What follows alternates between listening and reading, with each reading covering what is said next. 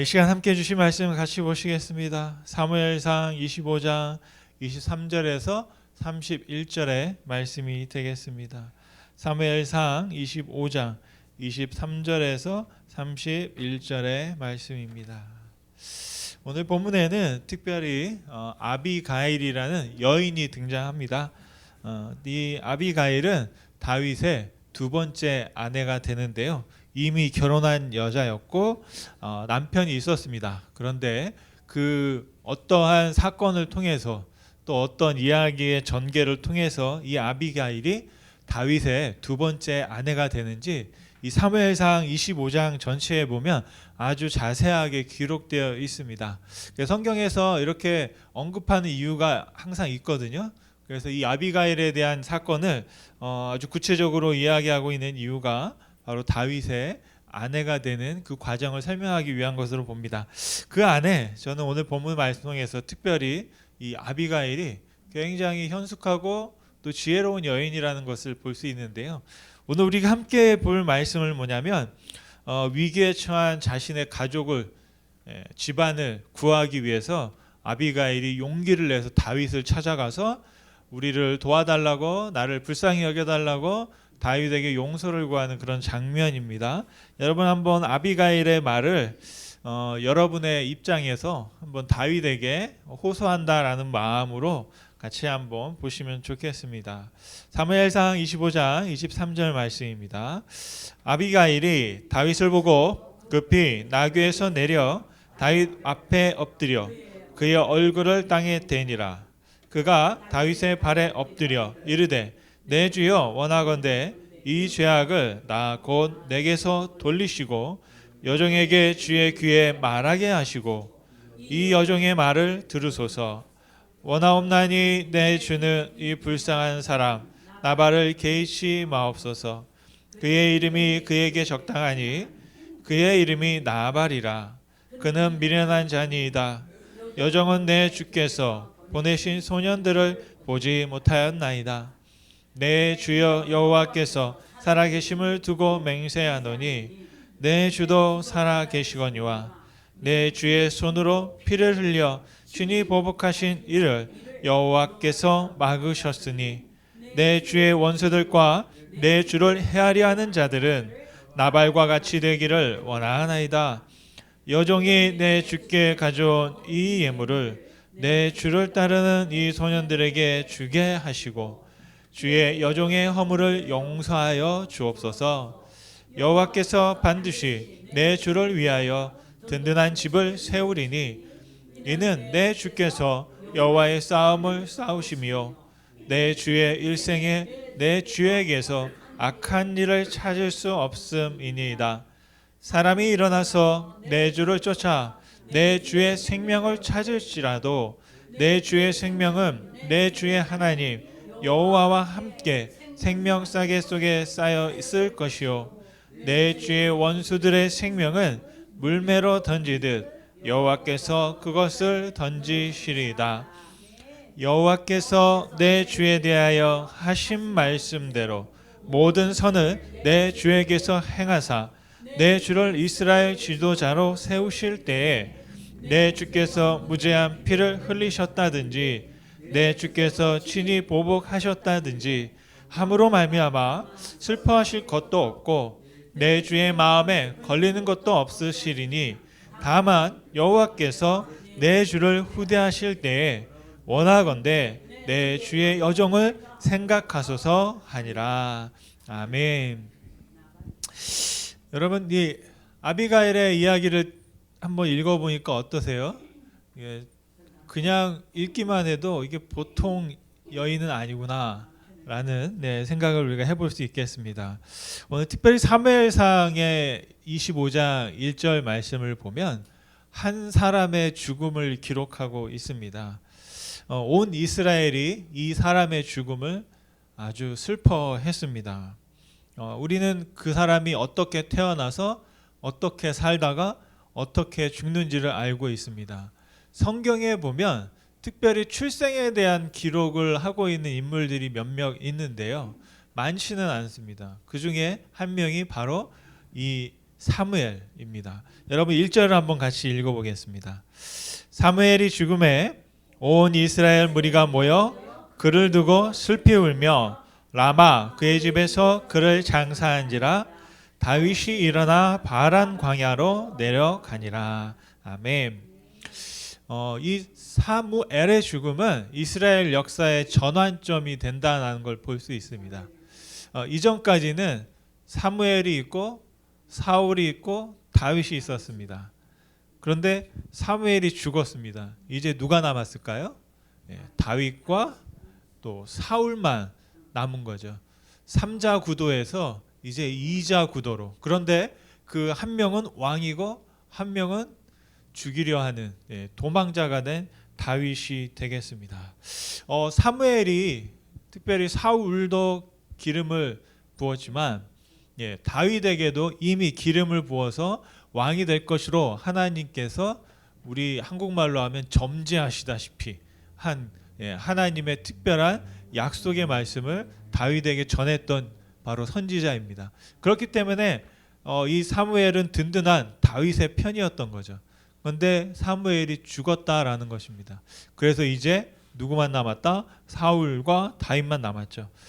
이 사무엘의 죽음을 소식을 들었던 다윗은 슬퍼할 겨를도 없이 이스라엘을 떠나게 됩니다. 그리고 도망치면서 선택한 곳이 어디냐면 사람들이 가지 않는 남쪽 사막, 황무지, 광야로 도망을 가게 되는데요. 그게 바로 바란 광야입니다. 여행을 갔거나 아니면 피정을 간 것이 아니라 도망쳐 숨어서 가려고 갔던 것입니다. 지도를 보시면 이 바란 광야가 바로 여기 아래 밑에 있습니다. 이렇게 이스라엘은 이 위쪽 지역인데 이 브엘세바 밑으로는 브엘세바가 이스라엘의 가장 남쪽 지역인데 거기서부터도 한참 떨어진 광야로 도망쳐 가게 되는 것입니다. 그래서 그 황무지에서 살아가는 이 다윗의 삶은 어떠했을까? 다음 사진을 한번 보시면 이 바란 광야가 사람이 살만한 곳이 아니에요. 대략 보면 한 이 정도 되는 겁니다. 여기가 이제 바란 광야, 이게 시내 반도고 이스라엘 사람들이 저쪽 이집트에서 이렇게 도망쳐서 일로 바로 가면 한 달이면 가는데 이 밑으로 막 이렇게 돌아가지고 40일 만에 가나안에 도착을 하죠. 그때 도착했을 때는 바로 이 길을 따라서 바란 광야를 가가지고 이 가데스 바네아로 갔을 것으로 보입니다. 왜냐하면 사람들이 없는 곳, 이 블레셋 해안 지역에 사람들이 많고 적군들이 있고 다른 나라들을 침범해야 되기 때문에 그렇게 도망갔습니다. 근데 지금 보면 이게 지금 지도거든요. 잘 보시면 지금 어떤가요? 여기는 완전히 그냥 여전히 그냥 나무도 없고 그냥 사막이고 황무지입니다. 이게 사진을 이렇게 쫙 봤더니 미국의 저쪽 서부 쪽에 보면 사막이 있거든요. 모아비 사막도 있고 뭐 데스밸리라는 곳도 있는데 굉장히 그것과 유사합니다. 그에 반면에 저 이집트의 삼각주 지역은 아주 초록초록하죠. 사람이 아주 살기 좋은 나무들이 있고 이제 예루살렘 쪽에 보면 그래도 조금 이제 나무들이 이렇게 있는 걸 볼 수 있습니다. 그런데 바로 사람이 살 수 없고 웬만한 사람들은 잘못해서 들어갔다가는 죽을 수밖에 없는 그런 광야로 다윗이 도망쳐 갔다라는 것이죠. 이렇게 다윗은 아까 지도에서 보면 또 앞에 지도를 보면 전 이스라엘을 돌아다니고 블레셋까지 또 이쪽 모압에도 가보고 또 바란 광야까지 어떻게 보면 이스라엘을 사이에 두고 온 주변은 방랑하고 유랑을 합니다. 그런데 이게 또 다른 한편으로는 다윗에게는 어떤 이게 이야기냐면 만약에 다윗이 그냥 그 사울과 함께 궁에만 있었다면 경험하지 못할 새로운 경험들을 다윗이 아주 많이 하게 됩니다. 그 경험 중에는 뭐가 있냐면 새로운 사람들을 많이 만나는 거예요. 그리고 각 지역의 특성을 다 알게 돼요. 근데 저는 이게 나중에 전쟁을 할 때도 도움이 될 것 같습니다. 다 알기 때문에 전쟁을 할 때도 자기가 도망쳤던 기억을 딱 되살려서 이 모압을 치러 갈 때는 이렇고 블레셋과 싸울 때 남쪽 지방, 북쪽 지방 사람들과 싸울 때 자신의 그 역할을 감당할 수 있는 노하우가 아마 여기서 생겼을 것이다 라는 생각을 하고요. 또 한 가지 중요한 것은 뭐냐면 많은 사람들을 만나요. 그리고 많은 사건들을 경험하게 됩니다. 그런데 바로 그 고난의 시간이 어떻게 보면 다윗에게는 나중에 정말로 역사상 가장 위대한 업적을 남기고 하나님께 쓰임 받는 그런 밑그림이 되었다라고 말씀드릴 수가 있겠습니다. 여러분 3년 전에 코로나가 시작하면서 아마 제가 여기 왔을 때가 2000년 3월 이제 그때 코로나가 시작되고 7월에 왔는데요. 바로 그 3월에서 7월 사이에 많은 사람들이 코로나가 시작되면서 이게 언제 끝날지 모른다. 그러면서 1년이 지나고 2년이 지나면서 많은 목회자들이나 또 사회에서도 했던 말이 뭐냐면 준비해야 된다. 무엇을 준비한다? 코로나가 끝날 때를 준비해야 된다. 그래서 준비한 사람이 나중에 이 코로나가 끝났을 때 어떤 주도권을 잡을 수 있고 준비된 자가 또 쓰임 받는다. 뭐 그런 이야기들을 많이 했습니다. 우리가 어려움 상황 가운데 있을 때 그게 뭐냐면 견디고 기다리는 건데요. 그냥 견디고 시간을 보내는 게 아니죠. 어떻게 해야 되냐? 바로 준비해야 한다라는 것이죠. 오늘 이 다윗의 삶을 보면 지금 다윗은 준비되고 있다라고 말씀드릴 수 있겠습니다. 그렇게 본 목사님이 진 에드워드 목사님인데요.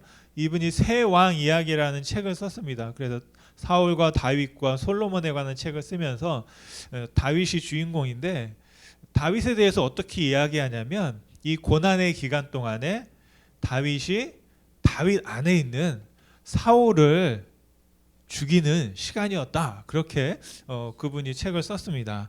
그게 뭐냐면 훈련을 받았다는 거죠. 여러분 다윗 안에 사울보다 더 나쁜 다윗이 있었다라는 거예요. 그래서 그 다윗을 훈련하고 다루는 기간이 필요했다. 만약에 여러분 생각을 해보세요. 어린 다윗이 골리앗과 전쟁을 해서 승전합니다. 사람들의 막 만만, 뭐 천만, 십만이라는 칭송을 받고 사울 다음으로 바로 그냥 사울을 밀어내고 왕이 됐다면 어떤 일이 벌어졌을까요? 승승장구하면서 이스라엘 태평성대하고 정말 잘 됐을까요? 제가 보기에는 굉장히 큰 위험에 빠질 가능성이 많이 있었다라고 생각합니다. 왜냐하면 실패를 경험해보지 않은 사람들은요, 나중에 실패를 경험하면 그걸 견디지 못하는 거거든요. 아이들도 그렇고 뭐 여러분들도 아마 경험해봤을 겁니다. 처음 실패하는 게 굉장히 힘듭니다. 그런데 어릴 때부터 아무 일 없다가 왕이 딱 되었어요. 그런데 왕이 되면서 만약에 어떤 잘못을 했을 때는 정말 그것을 견뎌나가지 못하고 오히려 많은 백성들에게 어려움이 될 수 있다라는 것입니다. 이 진 에드워드 목사님이 다윗을 바라보면서 왜 이런 이야기를 했는지를 오늘 본문의 말씀을 보면 조금 힌트를 찾을 수가 있습니다. 다윗의 이런 면이 있구나라는 것을 오늘 사무엘상 25장 말씀을 통해서 우리가 볼 수 있는데요. 이 바란 광야로 피해 있던 다윗이 특별한 소식을 하나 듣습니다. 잔치가 벌어진다는 거예요. 잔치가 어디서 벌어지냐면 저 위에 이 갈멜이라는 곳, 마온이라는 곳에서 이제 잔치가 벌어진다라는 소식을 들었습니다. 근데 그 잔치는 뭐냐면 양털을 깎는다라는 겁니다. 그런데 그 양털을 깎는다는 소식을 듣고 다윗이 기뻐했어요. 우리도 뭔가를 좀 얻을 수 있겠구나. 이유가 뭐냐면 그 당시의 전통은 저 사람이 갈멜에 있던 그 주인이 굉장히 큰 부자였는데 이 사람이 왕을 칠 때는 이 바란 광야 쪽으로 그쪽에 가서 이제 양을 치는 거죠. 그런데 피난 가 있고 도망가 있던 이 다윗이 그 양들을 도와주는 거예요. 돌봐주고 또 양들을 돌보는 사람들이 다치지 아니하도록 보호해주는 그런 역할을 나름대로 했던 겁니다. 그래서 다윗은 양털을 깎을 때 고기를 잡고 또 사람들에게 그런 어떤 걸 베푸는데 우리도 우리의 몫을 요구하자라고 하면서 이 다윗에게 이 양의 주인에게 다윗이 사람을 보냅니다. 우리에게도 몫이 있으니 좀 달라고. 그랬더니 이 주인이 하는 말이 뭐냐면 주인의 이름이 나발입니다. 좀 왠지 이름이 그렇게 좋은 이름 같진 않죠? 나팔분다 하는 나발. 나발이라는 뜻이 뭐냐면 어떻게 이렇게 사람이 이름을 지었는지 모르겠어요. 성경에 보면 참 그런 것들이 있거든요. 나발이 뭐냐면 미련한 사람이라는 뜻이에요. 근데 이름처럼 참 이제 그런 이미지가 있습니다. 그래서 10절, 11절 말씀에 보면 다윗이 우리 좀 도와줘. 우리에게도 먹을 것 좀 주고 양식을 좀 달라 그랬더니 나발이 이렇게 말합니다. 여러분 같이 한번 읽어볼까요? 10절입니다. 나발이 다윗의 사환들에게 대답하여 이르되 다윗이 누구며 이세 아들은 누구냐? 요즘에 각기 주인에게 억지로 떠나는 종이 많도다. 이게 무슨 말입니까? 다윗이 누구야? 야, 이세 아들이 누구냐? 이거 모를 수가 없거든요. 근데 모른다는 거예요. 그러면서 하는 말이 얘도 도망친 종 아니야? 예, 이런 식으로 아주 다윗을 깔아뭉개는 모욕을 주는 말을 하는 거죠. 그러면서 11절 말씀이 이렇게 끝납니다. 같이 한번 읽겠습니다. 내가 어찌 내 떡과 물과 내 양 깎는 자를 위하여 잡은 고기를 가져다가 어디서 왔는지도 알지 못하는 자들에게 주겠느냐 한지라. 한마디로 거절한 거죠. 누군지도 모르는데 어디 어떻게 보면 이제 사울의 종이라고 생각할 수도 있겠죠. 도망쳐서 지금 막 떠돌고 있는 그 유랑자, 그리고 다윗과 같이 하는 사람들이 보면 불량배들 같은 그런 어떤 사람들, 깡패 같은 사람들, 이렇게 다니는 내가 왜 저들한테 협박을 받아서 다윗에게 그런 걸 줘야 되느냐라고 하는 겁니다. 그러니까 그 소식을 또 그대로 이제 다윗에게 전한 거죠. 그랬더니 다윗이 어땠느냐? 여러분 어땠을 것 같으세요? 우리가 알고 있는 다윗이면 나발 당신의 말도 이해가 됩니다. 그랬을 것 같죠. 그랬는데 그 말을 들은 다윗이 그 이전에는 없던 아주 새로운 모습을 우리가 발견하게 됩니다. 완전히 극노해가지고요. 쉽게 말하면 열이 받은 겁니다. 칼을 딱 차고 그 다음에 하는 말이 뭐냐면 다윗에게 다윗이 자기와 함께하는 사람들이 있어요.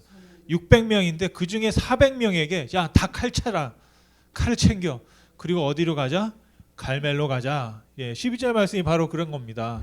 이에 다윗의 소년들이 돌아서 자기 길을 행하여 돌아와 이 모든 말을 그에게 전하매 다윗이 자기 사람들에게 이르되 너희는 각기 칼을 차라 하니 각기 칼을 차매 다윗도 자기 칼을 차고 400명 가량을 데리고 올라가고 200명은 소유물 곁에 있게 하니라. 아멘. 칼을 찼다라고 하잖아요. 원래 이 다윗이 골리앗과 싸울 때는요, 이스라엘 사람들이 칼이 없었습니다. 누구만 칼이 있었냐면 사울 왕과 요나단 둘만 칼이 있었어요. 그런데 이제 보니까 다윗이 도망치면서 어떤 일이 있었는지 모르겠는데 자신은 바로 그 누구의 칼입니까? 골리앗의 칼을 가지고 다니거든요. 그리고 나머지 자기와 함께하는 사람들도 어디서 구했는지 모르지만 블레셋에서 구했을 것 같아요. 왜냐하면 블레셋과 전쟁에서 이기고 그랬거든요. 그럼 블레셋은 철을 다룰 수 있는 그런 어떤 능력이 있었기 때문에 그런 무기들을 다 챙겨서 이제 칼을 차고 있는 사람들이었습니다. 그런데 칼을 가지고 이제 다 차고 가자 하는 겁니다. 어디로? 갈멜로 가자 하는 것이죠. 그러면서 다윗이 가자 하는데 그냥 가는 게 아니에요. 왜 가느냐? 분명한 이유를 21절과 22절에 이렇게 말합니다. 같이 한번 읽겠습니다. 다윗이 이미 말하기를 내가 이 자의 소유물을 광야에서 지켜 그 모든 것을 하나도 손실이 없게 한 것이 진실로 허사라. 그가 악으로 나의 선을 갚는도다. 내가 그에게 속한 모든 남자 가운데 한 사람이라도 아침까지 남겨두면 하나님은 나에게 벌을 내리시고 또 내리시기를 원하노라 하였더라. 아멘. 이게 다윗의 진심입니다. 가서 내가 다 그 민족, 부족, 가족들을 죽여버리겠다라는 것입니다. 여러분 다윗의 얼굴을 한번 생각을 해보시죠. 그 얼굴에 막 살기가 가득한 겁니다. 누구를 죽이겠다는 생각을 하고 그것을 전쟁터로 나간다라는 모습. 전 다윗의 그 얼굴이 상상이 되지 않는데요. 왜냐하면 그 전에 어떤 일이 있었느냐. 다윗이 그 자기의 민족 그일라라는 동네를 지난주에 말씀드린 것처럼 구원하고 도와줬습니다. 블레셋에부터 어려움을 당했거든요. 그런데 그 그일라 주민들이 다윗을 배반하는 거죠. 그랬는데도 불구하고 다윗은 그냥 조용히 그 지역을 빠져나왔습니다. 혹시라도 그 주민들이 사울에게 어려움을 당할까 봐 빠져나왔어요. 그리고 또 사울이 철천지 원수잖아요. 그런데도 불구하고 사울을 죽일 수 있는 기회가 있었는데 사울의 옷자락을 살짝 잘랐습니다.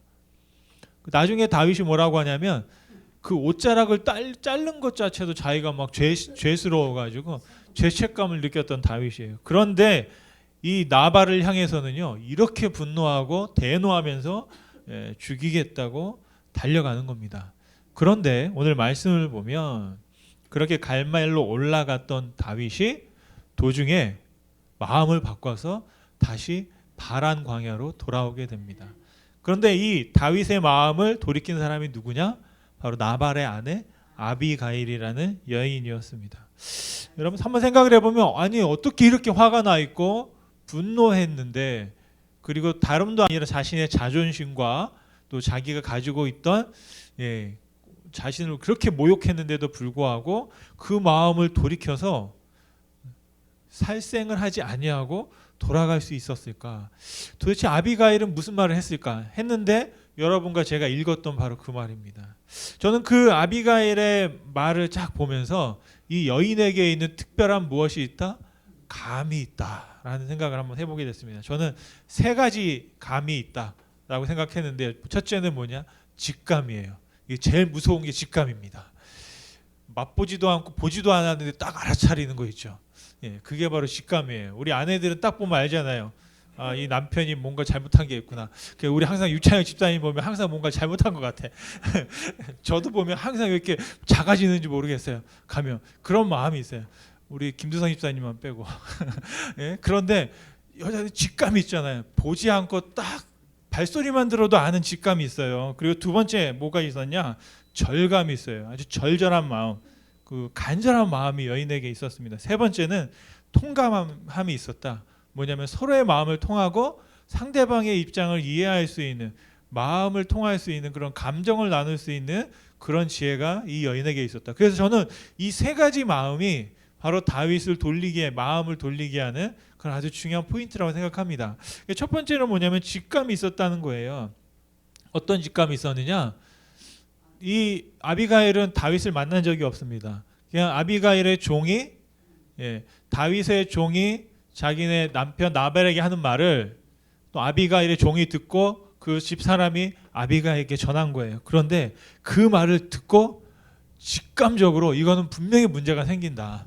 다윗이 출발하기도 전에 이미 그 말을 듣고 자기 남편이 한 그 이야기를 듣고 다윗을 찾아가야 되겠다라고 하는 결정을 바로 내린 겁니다. 18절, 19절 말씀해 보니까 이렇게 말합니다. 아비가일이 급히, 오늘 말씀해 보면 급히라는 말이 자꾸 나와요. 이 상황이 얼마나 급박했는지 모릅니다. 이게 직감이 필요한 거거든요. 타이밍이 중요한데 급히 떡 200덩이와 포도주 2가죽 부대와 잡아서 요리한 양 5마리와 볶은 곡식 5스와와 건포도 100성이와 무화과 뭉치 200개를 가져다가 나귀들에게 싣고, 굉장히 많은 양 같죠, 그죠? 봐서 그래서 이 분들이 이 나발이 얼마나 큰 부자였고 얼마나 큰 재산을 많이 가지고 있는지 알 수 있습니다. 그러면서 19절 말씀이 이렇게 말합니다. 소년들에게 이르되 나를 앞서가라, 난 너희 뒤를 따라가리라 하고 그의 남편 나발에게는 말하지 않았다. 말하지 않았어요. 왜요? 말했으면 어떻게 했을까요? 막았겠죠. 왜 내 재산을 거기다 갖다 주느냐라고 노발대발했을 겁니다. 그런데 알리지 않고 알리지 말아야 되겠다는 것도 직감이고, 그리고 다윗의 말을 듣고 직감적으로 바로 행동했다는 것. 중요한 게 있습니다. 뭐냐면 내 생각이 아무리 가득하고 또한 마음이 아무리 감정이 충만해도 행동하지 않으면 아무 일도 일어나지 않거든요. 그런데 그 직감을 발휘해서 행동했다라는 부분이, 또 그 행동이 굉장히 또 적극적이고 이 여인의 어떤 여장부적인 그런 모습을 우리가 볼 수 있겠습니다. 두 번째로 아비가일은 절감했다. 그게 뭐냐? 굉장히 절실했다라는 것입니다. 오늘 그 아비가일의 태도를 딱 보면요, 다윗을 만납니다. 만나자마자 말씀해 보면 2번 다윗 앞에 엎드렸어요. 다윗 앞에 엎드리고 다윗의 발 아래 엎드렸다고 말씀하고 있습니다. 23절 말씀해 보니까 아비가일이 다윗을 보고 급히 나귀에서 내려서, 여기 또 급히가 또 나오죠. 급히 나귀에서 내려 다윗 앞에 엎드려 그의 얼굴을 땅에 대니라. 아까 앞전에도 보니까 급히 챙겨라, 또 급히 다윗을 보면 급히, 제가 보니까 아비가일은 걷지 않는 사람 같아요. 항상 종종종종 하고 다니는 사람이 아닌가라고 싶습니다. 그러면서 얼마나 그 말이 정확했는지 만나자마자 24절 말씀을 이렇게 말합니다. 같이 한번 읽겠습니다. 그가 다윗의 발에 엎드려 이르되 내 주여 원하건대 이 죄악을 나 곧 내게로 돌리시고. 첫 번째 말이 이겁니다. 누구에게? 나에게.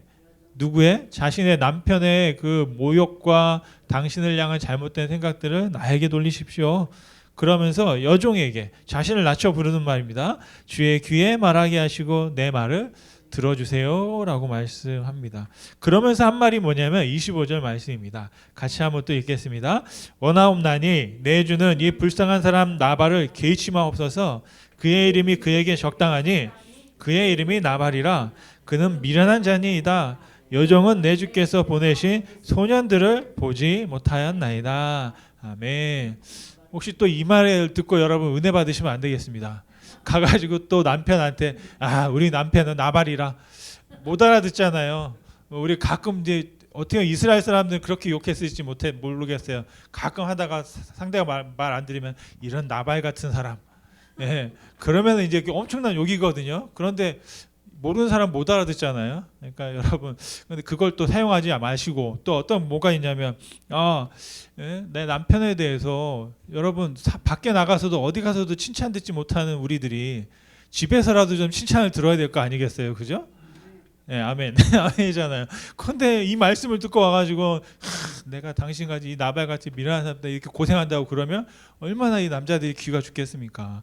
그렇기 때문에 오늘 이 말씀을 좀 우리가 거꾸로 좀 해석하면 좋겠는데 이 여인은 무슨 말을 하냐면 다윗 앞에서 자신의 남편을 낮춤으로 다윗의 마음을 너그러뜨리려고 하는 그런 굉장히 또 어떻게 보면 수가 높은 그런 여인의 모습을 볼 수 있습니다. 그런데 그렇게까지 하는 건 뭐냐면 이 아비가일의 절박함입니다. 자신의 가족을 지켜야 하고 자신의 또 그 함께 하고 있는 그 사람들을 지켜야 한다는 그 절박한 마음을 이렇게 다윗 앞에 호소하고 있는 걸 볼 수 있습니다. 그래서 중요한 건 뭐냐면 다윗 앞에 잘못한 건 누구냐면 나발이 잘못한 거죠. 그런데 아비가일이 나를 용서해 달라, 내가 잘못했다라고 대신 다윗 앞에 사과하고 있는 것, 사죄하고 있는 것을 볼 수 있습니다. 그 마음이 굉장히 다윗에게는 좀 특별했을 것이다라는 생각이 들고요. 마지막 아비가일은 통감하는 여인이었다. 마음을 통하고 상대를 헤아릴 줄 아는 사람이었다라는 것입니다. 여러분, 우리가 다른 사람의 마음을 헤아린다는 게 굉장히 지혜에 필요한 부분이겠죠.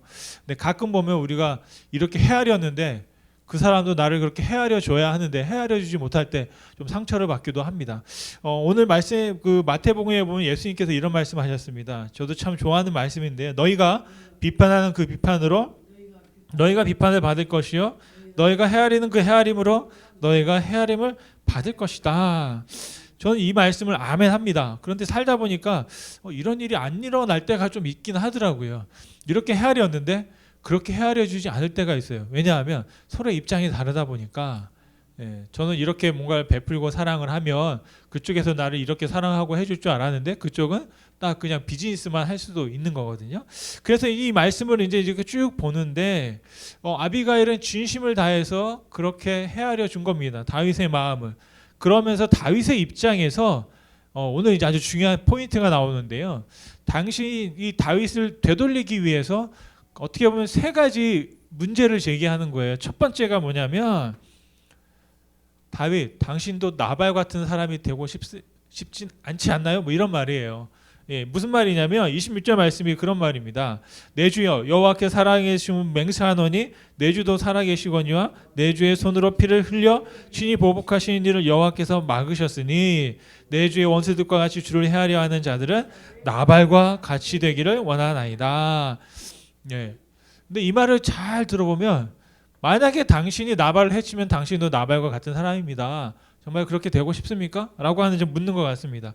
그러면서 두 번째 그 다윗에게 하는 말이 뭐냐면 지금 당신이 하려고 하는 일이 하나님의 싸움입니까? 하나님이 원하시는 것입니까? 라고 묻고 있다고 생각합니다. 28절 말씀인데요. 같이 읽겠습니다. 주의 여종의 허물을 용서하여 주옵소서. 여호와께서 반드시 내 주를 위하여 든든한 집을 세우시리니 이는 내 주께서 여호와의 싸움을 싸우시며 내 주의 일생에 내 주에게서는 악한 일을 찾을 수 없음이니이다. 무슨 말이냐면 제가 알고 있는 다윗 당시는 항상 하나님의 싸움을 했습니다. 하나님 편에서 싸웠는데 이게 정말 하나님이 원하시는 싸움이고 하나님이 원하시는 피를 보는 것이겠습니까? 라고 묻고 있다라는 것입니다. 그러면서 29절에 또 이렇게 말합니다. 같이 한번 읽겠습니다. 사람이 일어나서 내 주를 쫓아 내 주의 생명을 찾을지라도 내 주의 생명은 내 주의 하나님 여호와 앞에 함께 생명 싸개 속에 쌓여 있을 것이요 내 주의 원사들의 생명은 물매로 던지듯 여호와께서 그것을 던지시리이다. 아멘. 이게 뭐냐면 다윗이 갖고 있는 생각이거든요. 자신의 원수들에 대한 판단과 그를 처단하는 건 누가 하신다? 하나님이 하시는 거죠. 그래서 다윗이 사울을 그냥 어떻게 하지 않은 거거든요. 그랬는데 오늘 보니까 당신이 그렇게 생각하고 있던 하나님께서 하실 일을 당신이 대신한다면 이게 문제가 되지 않겠느냐라고 말하고 있는 것입니다. 그리고 나서 하나님께 문제될 뿐 아니라 세 번째는 당신의 마음이 편하지 않을 것 같은데요. 당신 마음도 불편할 겁니다. 마음에 걸리지 않겠습니까? 라고 30절 31절에 말합니다. 같이 한번 읽겠습니다. 여호와께서 내 주에 대하여 하신 말씀대로 모든 선을 내 주에게 행하사 내 주를 이스라엘 지도자로 세우실 때 내 주께서 무제한 피를 흘리셨다든지 내 주께서 친히 보복하셨다든지 하므로 말미암아 슬퍼하실 것도 없고 내 주의 마음에 걸리는 것도 없으시리니 다만 여호와께서 주를 후대하실 때에 원하건대 내 주의 여정을 생각하소서 아니라. 아멘. 무슨 말이면 당신이 앞으로 하나님께서 왕으로 세워주실 텐데 그때 혹시 흠이 될 일을 하고 있지는 않습니까? 라고 말하는 겁니다.